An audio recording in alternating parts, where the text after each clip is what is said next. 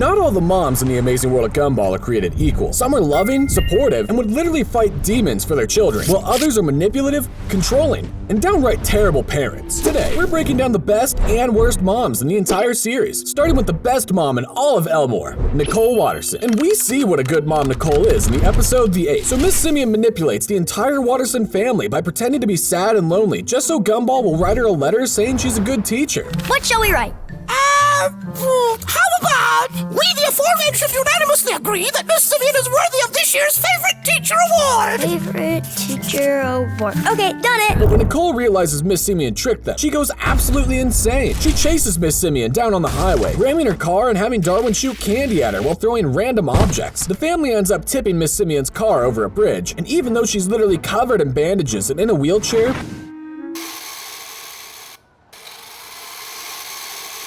So worth it. Miss Simeon still thinks winning that award was worth it. But Nicole doesn't just protect her kids from teachers. In The Authority, Granny JoJo moves in and tries to take over parenting duties because she thinks Nicole can't handle the family. So Granny JoJo teaches the kids and Richard these insane safety lessons that traumatize them so badly, they all turn into copies of Richard.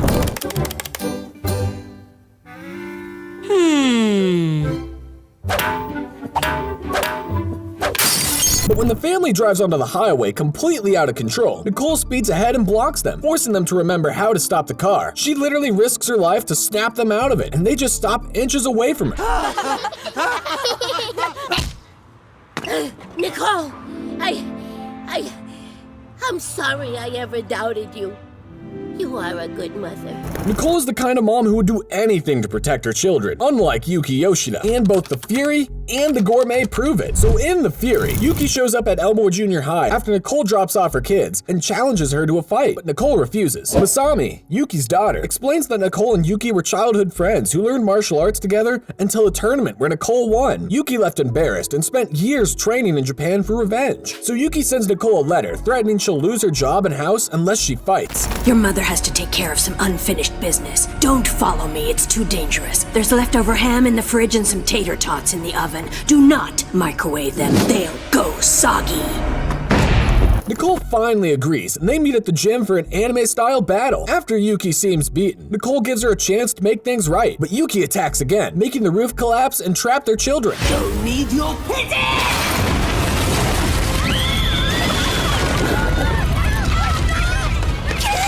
Only then do the moms stop fighting to save the kids. That's not even the worst part. In The Gourmet, Gumball wants fancy mac and cheese from the Yoshida mansion, so Yuki lets him in and teaches him sophistication. When Nicole arrives to take Gumball home, Yuki brags about her being a better mother, but when Gumball gets impatient and runs across the table knocking over everything, Yuki kicks them out, saying they don't deserve her family's food. Yuki's obsession with proving she's better than Nicole makes her a terrible parent, so Yuki spent years planning revenge over a childhood rivalry. But while Granny JoJo's methods are questionable, she genuinely cares about her family. And we see this in the episode The Cheerleader. The episode starts with Gumball and Darwin finding Richard's old diary when he talked about wanting to be a cheerleader. But when they ask if he made the team, a flashback shows Granny JoJo telling him his dreams were impossible and shutting him down completely. Because Mama taught me an important lesson that day. Dreams are impossible and desires are pointless. So Darwin realizes Richard has generations of self-doubt passed down in his family, and the only way to fix it is to actually join the cheerleading team. The family takes Richard through confidence-building exercises to prepare him for tryouts the next day. Aggressive. Be aggressive. Be assertive. Be assertive. But at the actual tryouts, Richard spots Granny JoJo in the audience. She admits she goes to sporting events just to watch people fail so she could feel better about herself. Then she completely destroys his confidence again, right before his performance. So the family performs a chant telling Richard they believe in him, which motivates him to push through and perform an incredible routine that gets a perfect score. That's my Richard. No, that's our Richard. For the first time ever, Granny JoJo is actually proud of him. Even though she crushed his dreams as a kid, she was able to admit she was wrong and celebrate Richard finally achieving what he always wanted. Unlike Jackie Wilson, who teaches her daughter to cheat just to win in the episode The Mother. In The Mothers, it's Mother's Day, and all the kids at school are making cards for their moms when Tobias starts bragging that his mom is better than everyone else's. Guys, I'm sorry, but I think there's a mistake on your card. It says Superist Mom, but I'm afraid mine is. So Gumball says Nicole is way way better, and this starts a huge argument. They decide to settle it with a contest at the mall to find out who has the best mom. There's only one way to settle this.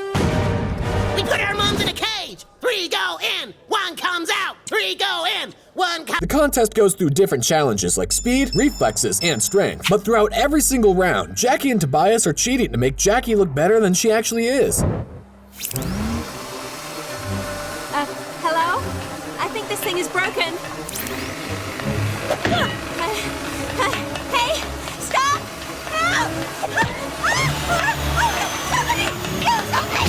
They use fake props like a cardboard fridge instead of a real one. Jackie acts like she's lifting something heavy when it weighs nothing. At the final challenge, Jackie has to drink an entire bottle of hot sauce. She does it easily and Tobias winks at her, which makes Gumball realize they've been cheating the whole time. Did you just wink at your mom, Tobias? No?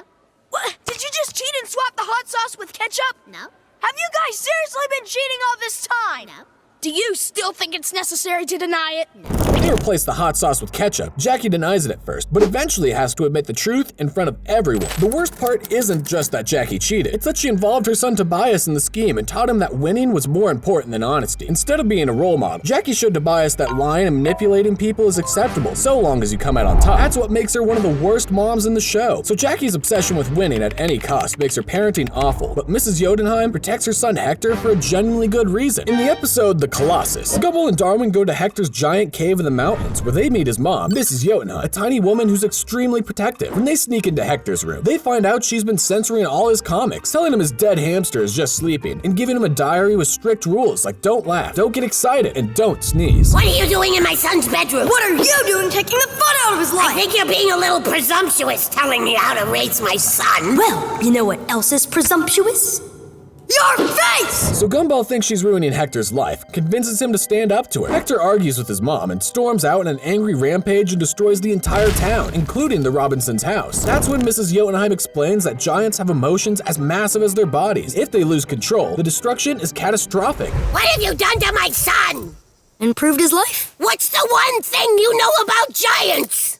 That they're big? Yes, and so are their emotions. I wasn't making his life boring, I was making his life calm. You have to keep giants calm. Her strict parenting wasn't about being controlling. It was about keeping Hector calm so he wouldn't accidentally level the entire city. You think this is boring? Call me boring now! Freeze! Police! Well, I think I'll call it a day.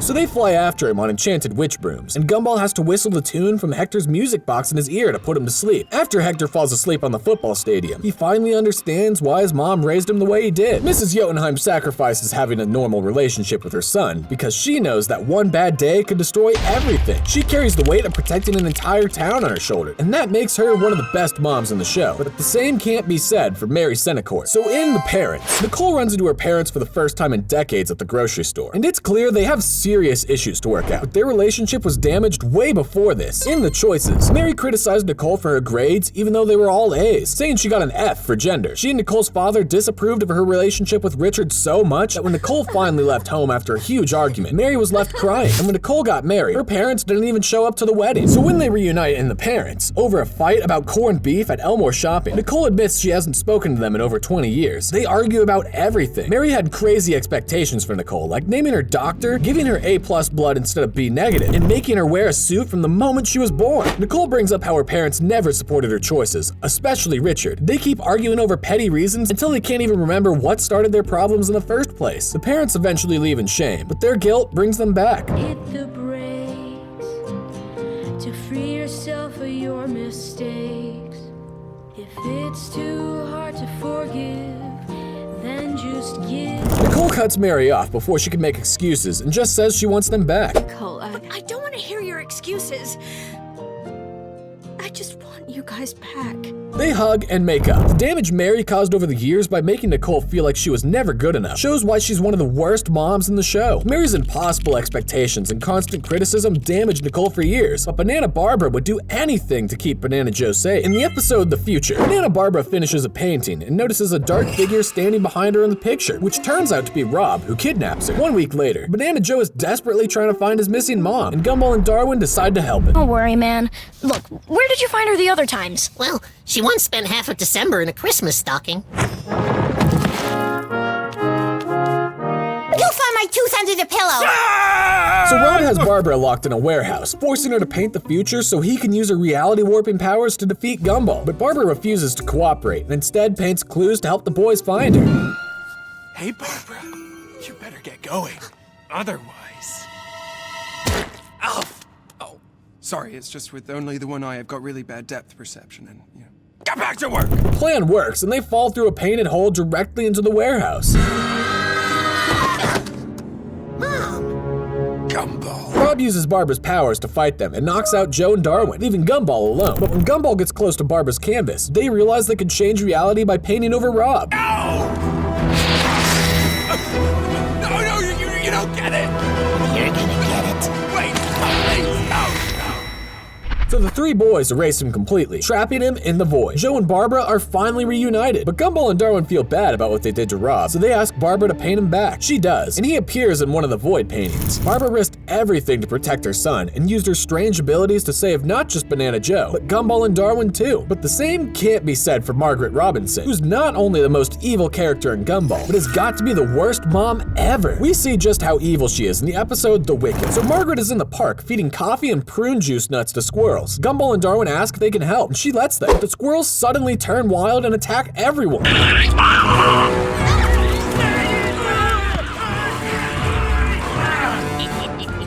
donut cop shows up asking who's responsible. Margaret blames the kids and they get punished. Darwin believes no one is truly evil, just unhappy people doing bad things. Dude, no one is truly evil. Darwin, she's blamed 2 kids for crimes and make them do community service evil. But then Margaret almost runs them over while laughing maniacally. The next day, she causes chaos all over town. Darwin still refuses to believe she's evil and tries to prove there's good in her. She's a malevolent marionette whose heart belongs to darkness. No, I'll prove there's some good in her. They trick Margaret into meeting at the hospital, hoping to bring out her innocent side. Instead, she switches the name tags of 2 babies. Mrs. Robinson, try and return to that time of innocence and sweetness that you... Did you just swap their name tags? Making their parents fight. Then they search Mr. Robinson's attic and find her photo album showing she's always been evil, with photos of her burning down her school and ripping apart teddy bears. Darwin pretends to choke on a chocolate egg to see if she'll help. Margaret eats the chocolate, spits out a toy car that lands in Darwin's mouth, making him actually choke, and then just smiles while watching him suffocate. This finally makes Darwin want revenge. She needs to pay. That is the only way for her to learn. She needs to pay! They try to frame her for stealing their car at the mall, but she frames them instead. Darwin asks if there's any justice in the universe, and immediately a chain reaction happens where Margaret's car gets crushed. She gets blasted onto the highway, catches fire, gets hit by an airplane, and finally run over by an ambulance. All of Margaret's evil deeds make you wonder what kind of horrible things Rocky had to endure as a kid. But not all strict family members are bad, as we see with Penny's grandmother. In the episode The Almaden, Penny invites Gumball over supposedly for karaoke. It's actually her grandmother's 80th birthday, and the whole traditional family is coming. Patrick makes shells for both Gumball and Penny to wear because their family is very traditional. Gumball plays along to avoid making things worse, but Penny gets upset and pranks him throughout the party as payback. Hey, have I said happy birthday, by the way? Gumball reaches his breaking point, runs into the bathroom and smashes his shell on the floor. He angrily complains about Penny tricking him and her overly old-fashioned family, only to hear a toilet flush and realize Penny's grandmother was in there the whole time.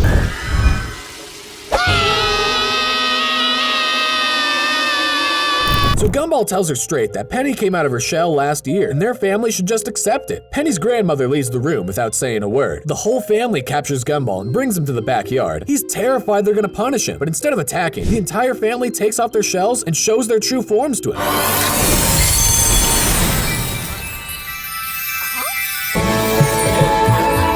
Penny's grandmother explains that their shells exist to protect those they love, not themselves. Listen, if you want to join this family, you got to know. Our shells exist to protect those we love, never to protect ourselves against them. Patrick accepts that Penny doesn't need a shell at all, and they welcome both Gumball and Penny just as they are. Even though Penny's grandmother seems strict and traditional, when it really mattered, she accepted her granddaughter for who she is and welcomed Gumball into the family. And that's why Penny's grandmother is one of the best moms in the entire show. But speaking of moms, Coach Russo has got to rethink her parenting style because it's not working so well. And we see that in the episode The Coach. So Gumball and Darwin are at the nurse's office trying to skip gym class. Miss Markham says this is the last time she'll write them a pass. They happily take it, but crash into Coach Russo, the new gym teacher, and lose the pass in her body. They get sent to gym class where Coach pushes all the students incredibly hard with brutal exercises. Higher, higher, higher. Later at the cafeteria, the exhausted students complain about how intense gym class was. Jamie bursts in, ordering everyone to leave, but Gumball stays. Jamie is about to hit him, but Coach stops her and makes her apologize. Jamie, you apologize to Watterson this instant. Yes, Coach. I'm sorry, Coach. Now what do we say to people we've upset? I'm sorry, Gumball. Jamie says sorry and hopes they can be friends, which shocks everyone. I hope these words will make amends and we can be the best of friends.